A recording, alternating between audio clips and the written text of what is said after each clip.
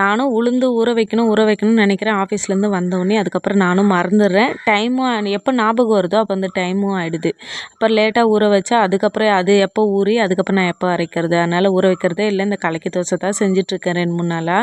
அதுக்கப்புறம் ஒரு சைடு வந்து சோறு வெந்துகிட்டே இருக்குது. கலக்கி தோசை செஞ்சு முடிச்சதுக்கப்புறம் சரி என்ன குழம்பு செய்யறதுனே தெரியல. வாழைக்காய் உருளைக்கிழங்குலாம் இருந்தது. உருளைக்கிழங்கு வந்து பொரியல் பண்ணிவிட்டு வாழைக்காய் வந்து குழம்பு செஞ்சிடலான்னு சொல்லிட்டு தேங்காய் அரைச்சி ஊற்றி இன்றைக்கி செஞ்சுருந்தேன். நான் சிம்பிளாக செய்கிறத விட தேங்காய் அரைச்சி ஊற்றி செஞ்சால் டேஸ்ட்டு சூப்பராக இருக்கும். வீட்டில் பச்சை மிளகு கொஞ்சம் கம்மியாக தான் இருந்தது. அதை காய் கூட போட்டு வேக வச்சுட்டு அதுக்கப்புறம் காரம் கம்மியாக இருக்குன்றதால தேங்காய் கூட மிளகாத்தூளை போட்டு கொஞ்சமாக அரைச்சி வச்சுட்டேன். உருளைக்கிழங்கு பொரியலுக்காக காய் வந்து கட் பண்ணி வச்சுட்டேன். தேவையான பொருள்லாம் கட் பண்ணி வச்சுட்டேன். சோறு இன்னும் வெந்துட்டு தான் இருக்கேன். சரி காயும் ஒரு சைடு வந்துட்டே இருக்குது குழம்புக்காக. அதுக்குள்ளே நம்ம போய் குளிச்சுட்டு வந்துடலான்னு சொல்லிட்டு வேகமாக போய் குளிச்சுட்டும் வந்துட்டு அதுக்கப்புறம் வெந்திருந்த காயில் வந்து இந்த தேங்காய் வந்து ஊற்றிட்டு சிம்பிளான தாளிப்பும் கொடுத்துட்டேன். அவ்வளோதான். இந்த வீடியோ பிடிச்சிருந்தா லைக் அண்ட் சப்ஸ்கிரைப் பண்ணுங்கள். வீடியோ பார்த்ததற்கு நன்றி.